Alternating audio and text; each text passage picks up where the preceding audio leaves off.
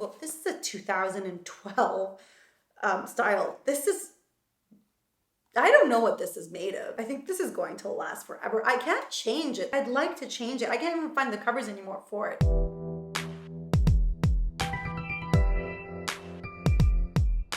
Hi guys, welcome back to my channel. My name is Scott. I read books and talk about music. No, that's not true. I read books and make music, so that's what you will find on my channel. As a reader, one of the questions I get asked all the time by friends, family, etc. is, what e-reader is better, a Kobo or a Kindle? This is my e-reader. The cover is really grubby and horrible, and I need to change that. And I'm sorry for showing you this on camera. It's a Kobo e-reader. This is a Kobo Glow e-reader, which is literally, I think this is a 2012 model. This is ridiculously old, but it's held up incredibly, incredibly well. So now you're going to be thinking, well, she's going to recommend a Kobo because she has a Kobo, right? Wrong. Spoiler, and you can actually stop watching here if you got this far, because this is going to sum up my thoughts on pretty much every e-reader on the face of the earth. They're all the same. They're all the same. And I will say this again, they're all the same. The functionality is identical.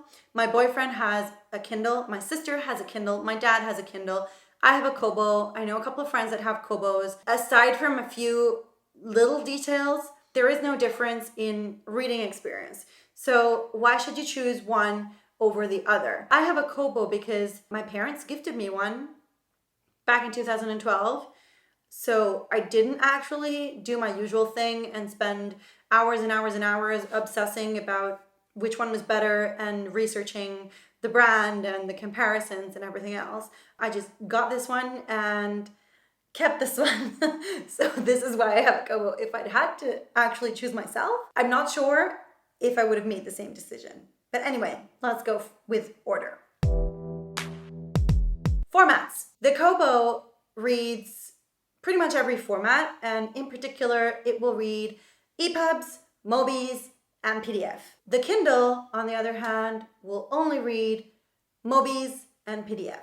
It will not read EPUB books. This would have been a problem in 2012 when I got this specifically, because I don't know if Caliber existed, but I certainly didn't know of the existence of Caliber. So any public domain book, which was in EPUB format, and there's actually quite a lot available, especially the classics that are now in the public domain. Generally speaking, copyright does not apply when the author of that specific work has been dead for at least 70 years. Aside from the morbid clarification, there's quite a few EPUBs on the internet that you can find and you can download for free, especially the classics that are now under public domain. And at the time, I wouldn't have known how to convert them. I didn't even know that there was software that could convert them. But now you can basically get anything you want and convert it with Caliber, which I'm going to link down in the description box below. Both e-readers will read PDF. So if you have PDF texts for school that have been given to you by your university, you can still read them. Although, honestly, I would recommend against using this size e-reader to read a PDF, because PDF are non-modifiable formats. So it's going to be tiny. You can't readapt the page unless it's like a small size to start off with. But if you have like an A4 textbook or an A4 scientific article or literary text, you're not going to be able to read that well, because the A4 is going to be squashed into this size. Now let's talk about price. The price points for the entry-level models are actually very similar. I'll put them up here somewhere.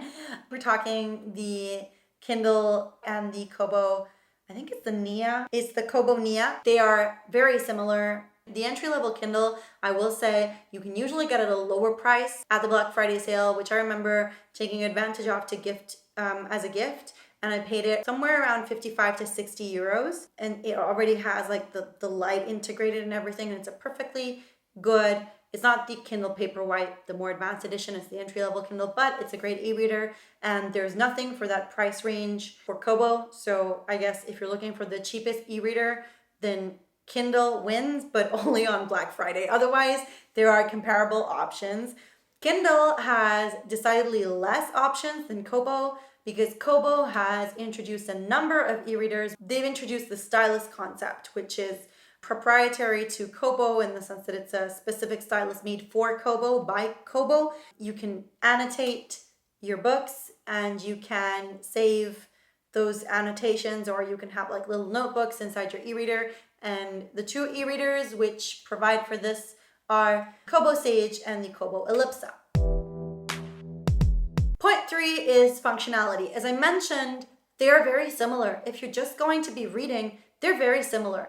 Most e-readers are basically just touchscreen based. The Kobo has started introducing some buttons on the side to change pages.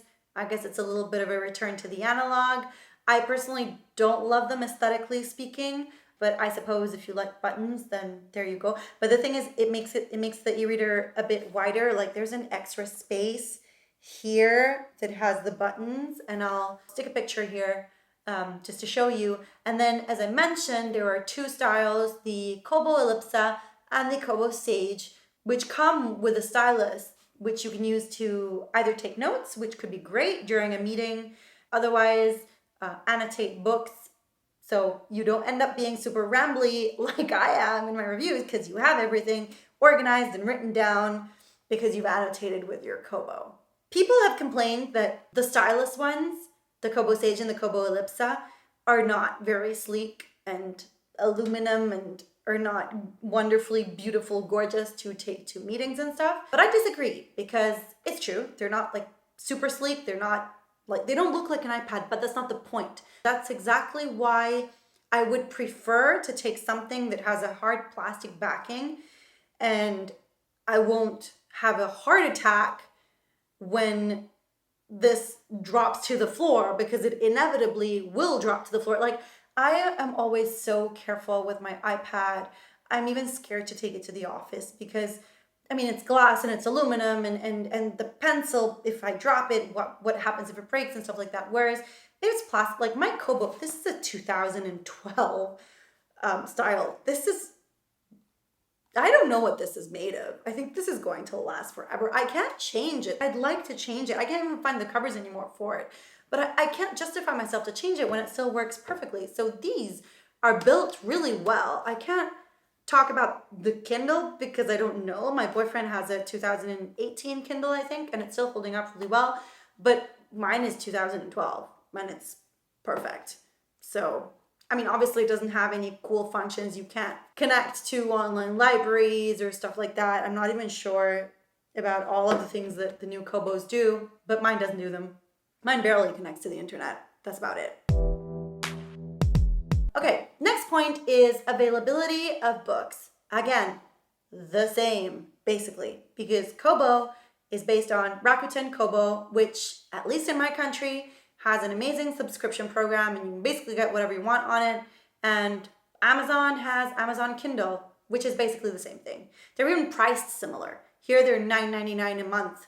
So I really do not see the difference. Other stuff. So in comparison with the Kindle, I have found that my specific Kobo has a slightly bluer light, but this might just be mine because it's a really old model. And you can only tell if you put them up close. Otherwise, again, the same. Reaction time, the same. Exactly the same. Finally, my Kobo is expandable, and as far as I know, the Kindle is not expandable. But ebooks don't really weigh that much. So I don't think it will make a difference if you can carry 2,000 books versus 6,000 books. Again, I do not see the difference. Consider, first of all, if you want to take notes, because the Kobo is the only choice for that right now, unless you're willing to buy an iPad and an Apple Pencil, but that's a whole other story, and I wouldn't read on the iPad anyway. So between Kobo and Kindle, if you're going to take notes, pick the Kobo, and then get the one that you can find the cheapest on sale, Black Friday or whatever, and that's about it, really. I can't really find any other difference. The other thing you could check is whether the subscription is available in your country so that you have a wider choice of ebooks. But other than that, I really do not see a reason to pick one over the other. Again, I was gifted this one.